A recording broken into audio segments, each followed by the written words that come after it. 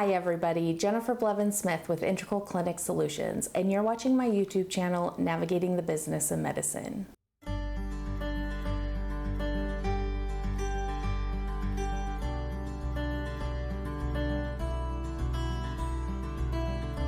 Today I want to talk about undercoding your claims. Many people are not aware that there is a possibility to undercode your claims that are sent to insurance companies. This can result in denials from your insurance company.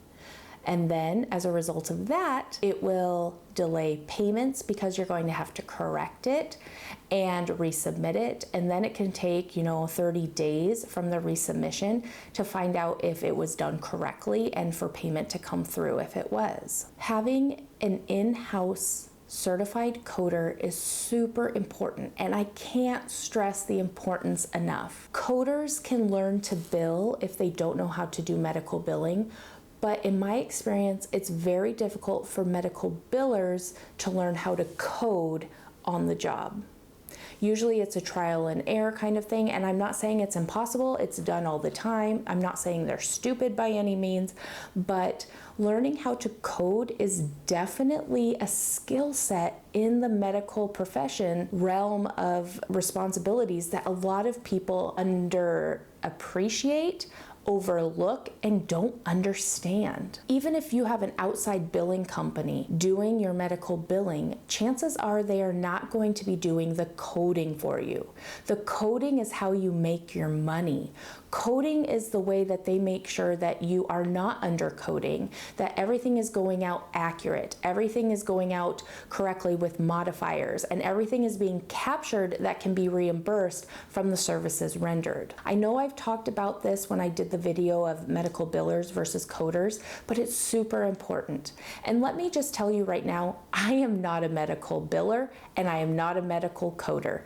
Everything I know I have learned on the job through experience, and I'm very blessed that I have had all of the opportunities to absorb all of this information and been surrounded by people who are truly the experts in these fields to teach me what I know. They are the ones that have gone to school for coding. They're the ones that have gone to school for medical billing, and they have been so graceful in teaching me and helping me understand this. There's still a lot I don't know, but what I'm bringing to you through my videos is awareness so that you can ask those questions to the specialists whom you hire in your practice to help you with this. The awareness that you need to be aware of as a provider or a manager, and asking the right questions to these specialists to be able to monitor them and make sure they do know what they're doing and they can do what they say or have told you they can do. The coders have resources at their fingertips if they're certified that are very helpful for your practice.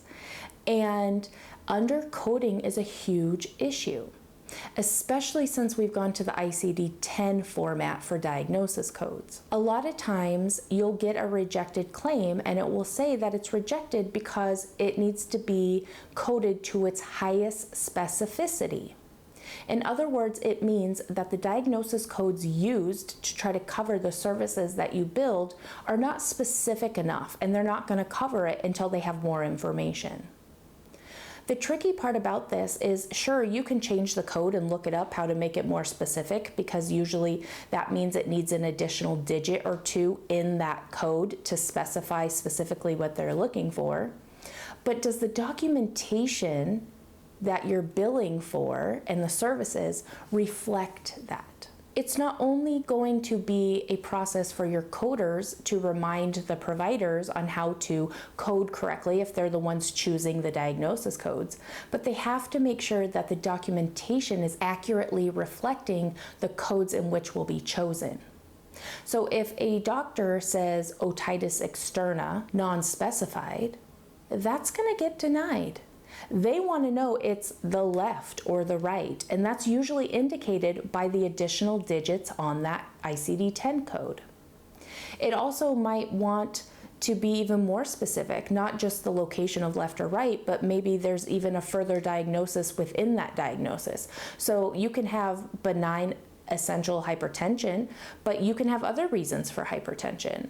Diabetes, you can have diabetes mellitus, insipidus. There's all these different kind of sub-diagnoses under a broader diagnosis. And if you're using that broader diagnosis code, they want the more specific code of what really you're treating. So you need to add those additional numbers, those additional digits. The key to this is having your coder look this up, understand what the insurance is needing on these denials, and then educating whomever is billing and coding these originally. So whether it's the provider or not, even if you have staff that's coding and they're not coding high enough, once they educate and say, look, if you see this, it needs to be coded to this, you still have to communicate to the provider to make sure their documentation will suffice and match what codes you are using, or you're going to open a whole other box of bad if it doesn't.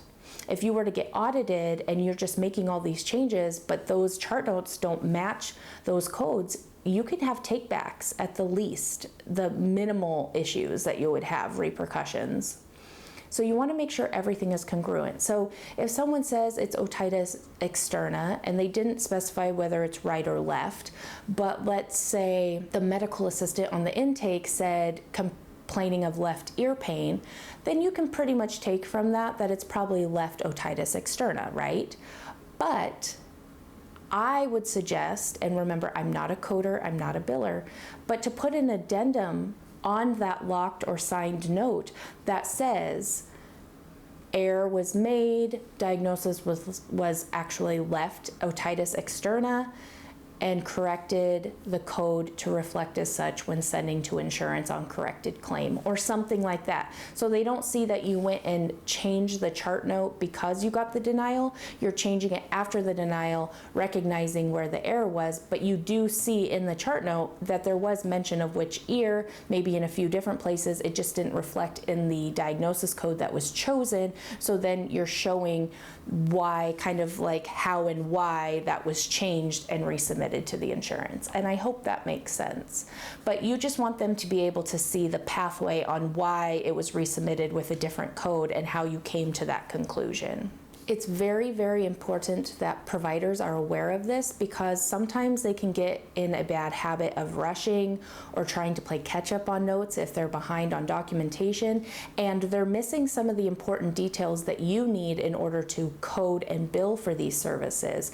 In my example, as I've used the otitis externa, and you need to make sure that they are aware of putting in those details that maybe they don't feel are necessary, but they need to understand it's necessary for the billing reasons. And it's just education and having those open conversations back and forth between the providers, the management, and the billing coding specialist. Just remember, you have to code to the highest specificity. So if you're getting a lot of denials because it says needs to be coded to the highest specificity, you need to look at the chart note, look at the code in which they're referring to, find out what are the other options or additional codes required, and see if you can get one of those needed codes based on the documentation that's existing. I hope this makes sense. I know this happens a lot, especially with providers that are fresh out of school, that they haven't really ever worked in, quote, the real world and had to do their own coding and billing, because I don't think that's taught very often in professional school, whether it's PA, NP, doctors. They're not taught this. It's something they learn on the whim. So, have patience with them, have some mercy and grace, and hopefully they're open and willing to learn it as well with your guidance, so that in the future things go a lot more smooth. If you have any questions or comments about this, please leave that in the comments below. Smash the thumbs up button if today's video was helpful, and subscribe to my channel if you haven't already. Take care of yourselves. I hope you're doing well. Thank you for the support. Bye-bye.